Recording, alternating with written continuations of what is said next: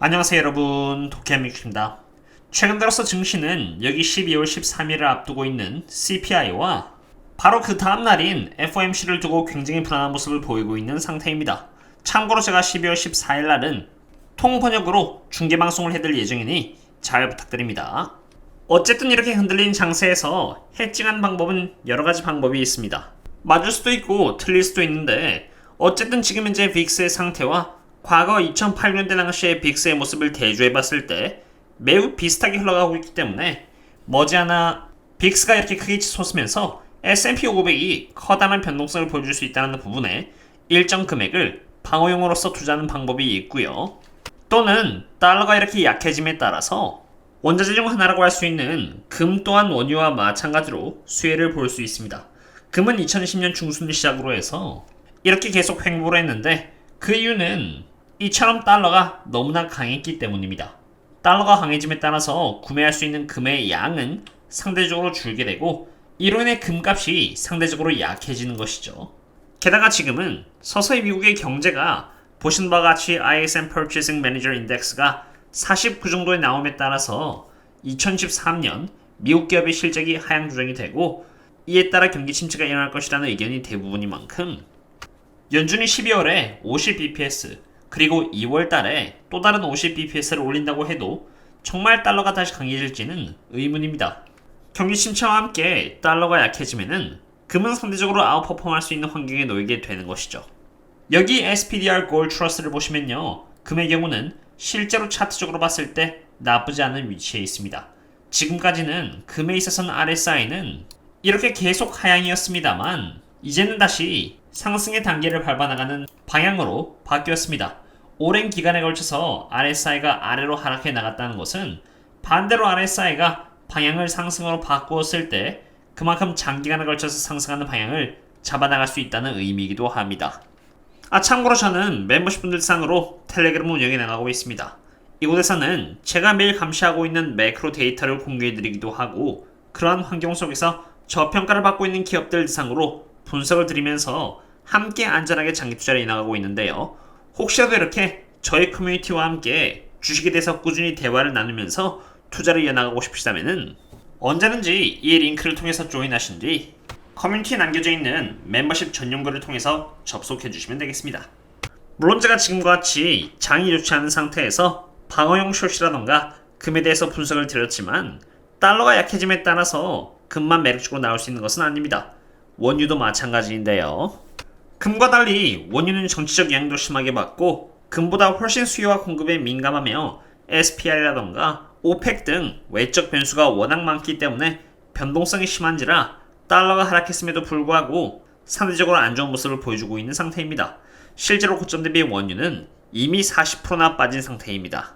그럼에도 불구하고 WTI와 밀접한 연관을 갖고 있는 에너지 기업들을 제가 여전히 좋게 보는 이유는 사실 WTI가 하락한 이유는 경기 침체로 인한 수요 하락 우려인데 과거 경기 침체가 일어났을 때 정말 수요가 하락했던 시기는 바로 코로나가 일어났었던 2020년과 리만 브라더스가 터졌던 2008, 9년 정도라는 것입니다. 수요가 상대적으로 줄어든 적은 있어도 수요가 경기 침체로 인해서 이렇게 마이너스로 갔던 적은 딱 두 번밖에 없다는 것이죠. 즉 펀더멘털은 그대로 동일한데 경기 침체라는 우려가 투자들의 센티멘트에 영향을 주고 있고 이것이 실제로 주가의 변동성으로 승화된 것 뿐입니다. 하지만 누군가에게는 그 변동성이 쉽지 않은 부분일 수도 있습니다. 그래서 원유 섹터에 있어서도 상대적으로 변동성이 덜하면서 저평가이고 배당도 있는 안정적인 기업을 추가로 보여드리고자 하는데요. 그 기업은 미드스트림 기업 중 하나라고 할 수 있는 킨더 모건입니다. ET와 비슷한 기업이죠. 우선 미드스트림의 비즈니스 모델은 ET도 마찬가지입니다만 fee 베이스드로 이루어져 있습니다.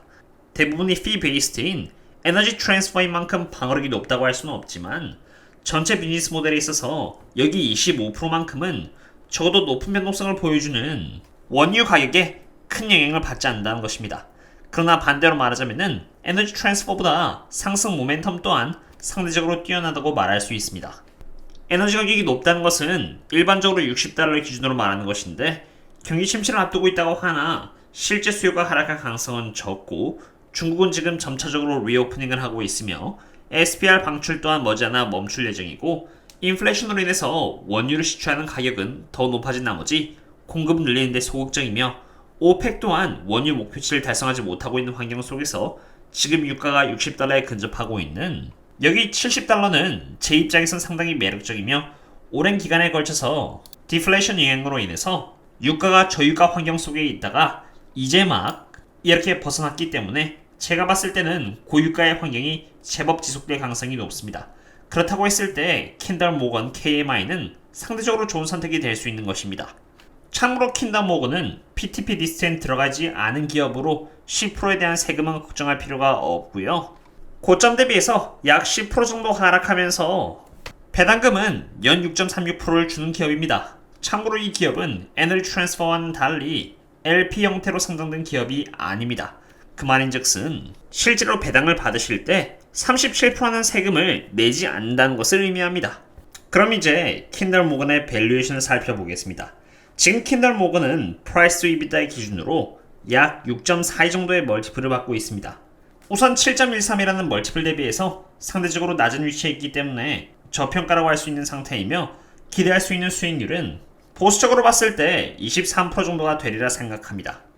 여기 23%라는 수익률이 누군가에게는 불만족스러울 수도 있겠지만 사실 분기마다 나오는 배당까지 고려한다면 연수익률로 봤을 때는 30% 정도로 기대할 수 있는 것이기 때문에 결코 적은 수익률은 아니라고 봅니다. 게다가 킨덜 모건이 하락하면서 얼마나 대응을 잘했냐에 따라서 수익률과 배당금은 당연히 더 늘어날 수도 있는 부분인 것이죠. 기업이 밸류에이션 측면에서 저평가인 걸 알아보았으니 기업의 펀더멘털을 체크해 보겠습니다. 기업의 펀더멘털이 좋아야만 저평가라는 기간이 오래가지는 않을 것이기 때문입니다. 가장 먼저 영업현금 흐름입니다. 영업현금 흐름은 2020년, 2021년 때는 좋은 모습을 보여주었지만 최근 들어서 이렇게 약간 조정을 받는 모습을 보여주었고요. 프리캐시 플로우도 비슷하게 좋은 흐름을 보여주었다가 최근 들어서 약간 이렇게 조정받는 모습을 보여주었습니다. 레비뉴의 경우는 좋은 모습을 꾸준히 보여주고 있고요. midstream에서 가장 중요한 지표라고 할 수 있는 EBITDA의 경우도 괜찮은 흐름을 보여주고 있습니다. EBITDA 마진율은 그냥 이렇게 약간 떨어졌다가 지금은 보통의 흐름을 보여주고 있는 상태이고요. 순이익기구는 이렇게 우상향을 해나가고 있는 그런 상태입니다. 그럼 이제 제가 개인적으로 왜 킨덜 모건을 째려보고 있는지에 대한 이유입니다. 킨덜 모건은 먼저 카본 다이옥사이드 사업을 하고 있습니다. 이산화탄소인데 킨덜 모건의 이산화탄소 사업은 항상 흑자를 기록했던 섹터로 최근 들어서 더더욱 좋아지고 있습니다.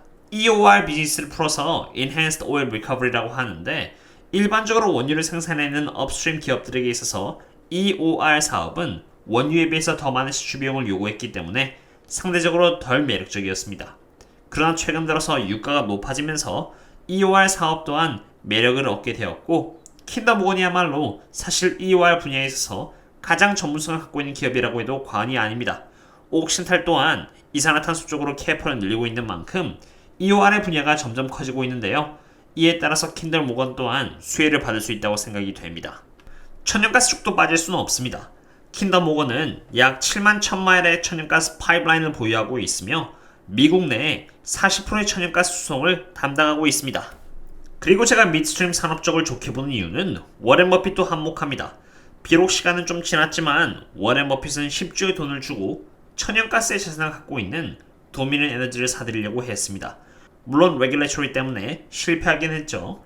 도미니언 에너지는 킨덜 모건보다 거리는 적지만 그래도 7700마일의 천연가스 파이프라인을 보유하고 있는 기업인데요. 사실 일반 기업 입장에서는 친환경 규제 때문에 파이프라인을 까는 것은 거의 불가능에 가까운 정도입니다. 도미니언 에너지보다 10배 넓은 거리를 보유하고 있는 킨덜 모건은 이미 사실 갖출 것은 다 갖추고 있고 새로운 경쟁사를 나타내기가 힘들며 높은 유가와 함께 생산량은 점차적으로 높아질 것이기 때문에 사업 환경은 너무나도 좋은 것입니다. 실제로 워렌 버핏도 그렇게 평가를 했기 때문에 도미니언 에너지를 사들이려고 했던 것이고요. 오늘의 시간이 너무 늦었기 때문에 오늘의 분석은 이 정도까지 하도록 하겠고요. 나머지 팔로우업은 텔레그램에 남기도록 하겠습니다.